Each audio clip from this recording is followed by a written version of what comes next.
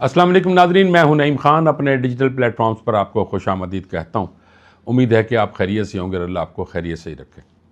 नाज़रीन, वीडियो में आगे बढ़ने से पहले आपसे हमेशा मेरी ये रिक्वेस्ट है कि हमारे चैनल को सब्सक्राइब करना मत भूलिएगा, बेल आइकन को प्रेस कर दीजिएगा और अगर वीडियो अच्छी लगे तो लाइक और शेयर ज़रूर कीजिएगा।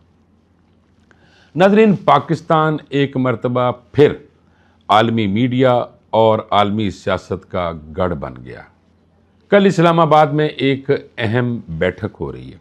नूर खान एयर बेस पर सिक्योरिटी सख्त कर दी गई है क्योंकि इस वक्त तक अमेरिका के जो कार्गो तैयारे हैं वो लैंड कर रहे हैं। रिपोर्ट किया गया है कि अमेरिका के तैयारे मुख्तलिफ औकात में यानी 3 तैयारे लैंड कर चुके हैं और इसलिए सिक्योरिटी को बहुत सख्त कर दिया गया। कल अमेरिकी सदर ने ये ऐलान किया था कि मेरे नुमाइंदे पाकिस्तान जा रहे हैं और जेडी वैंस नहीं जाएंगे, लेकिन बाद में वाइट हाउस से ये बयान जारी किया गया कि जेडी वैंस जा रहे हैं और उनके साथ विटकॉफ हैं और जेड किश्नर भी मुज़ाकरात में शामिल होंगे। अभी तक ईरान की तरफ से कोई भी वफद भेजने का कोई ऐलान नहीं किया गया और अब्बास इराक़ची के तर्जुमान ने यह कहा कि हमें अमेरिका पर एतमाद ही नहीं है, चूँकि वही जनेवा वाला हाल ना हो जाए, इधर हम मुज़ाकरात कर रहे हैं और दूसरी जानिब हमले हो जाएं। नाज़रीन, मैं आपको बता दूं कि इस वक्त तक जो सूरत हाल है वो ये है कि ईरान ने आबनाए हुर्मुज़ को खोलकर मस्बत इशारा दिया, लेकिन अमेरिका की जानिब से ईरानी बंदरगाहों की मुसलसल नाकाबंदी जारी है। यही नहीं बल्कि उन्होंने अमेरिका ने ईरान का जो जहाज़ है कार्गो का वो भी अपने कब्ज़े में ले लिया है। इस अमेरिकी अमल पर चाइना और रशिया ने सख्त रद्द अमल दिया और ये कहा कि ऐसे तो ख़ित्ते में कशीदगी बढ़ेगी, कशीदगी ख़त्म नहीं होगी। इस वक्त नाज़रीन, अमेरिका और ईरान के दरमियान कशीदगी बढ़ गई है क्योंकि ईरान का मौक़िफ़ यह है कि हमें मुज़ाकरात की टेबल पर लाकर कहीं हमला ना कर दिया जाए। नाज़रीन, मेरा ये सवाल है कि अगर अमेरिका ईरान पर हमला कर भी दे तो किस में हिम्मत है कि वो अमेरिका को रोक सके और फिर बाद में तमाम मलबा ईरान के ऊपर डाल दिया जाएगा। नाज़रीन, अभी मैं अल अरेबिया इंग्लिश की खबर पढ़ रहा था जिसमें उन्होंने ये दावा किया है कि सदर ट्रंप की फील्ड मार्शल आसिम मुनीर से बात हुई और फील्ड मार्शल ने यह कहा कि मुज़ाकरात में तातुल जौन सा है वो उसकी वजह वो अमेरिका की जो ईरानी बंदरगाहों पर नाकाबंदियाँ हैं वो इसकी वजह है। इस हवाले से रॉयटर्स ने दावा किया है कि जब ये गुफ्तगू हो रही थी तो सदर ट्रंप ने फील्ड मार्शल आसिम मुनीर से कहा कि हम आपकी इस बात पर गौर करेंगे।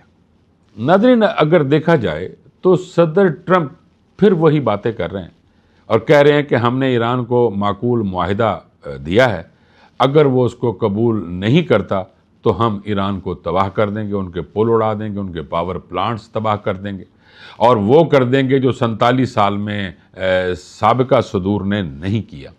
दूसरी जानिब ईरान भी अपने मौक़िफ़ पर डटा हुआ और वो ये कह रहा है कि आबनाए हुर्मुज़ के खोलने का या बंद करने का अख्तियार सिर्फ ईरान के पास है और ईरान ही तय करेगा कि किन जहाज़ों को वहाँ से गुज़रना चाहिए यानी आबनाए हुर्मुज़ से और किन को नहीं गुज़रना चाहिए। ईरानी सदर, वज़ीर ख़ारजा और पासदारान इनकलाब ये बात वाज़े कर चुके हैं कि अगर मुज़ाकरात होंगे तो ईरानी शराइत पर होंगे।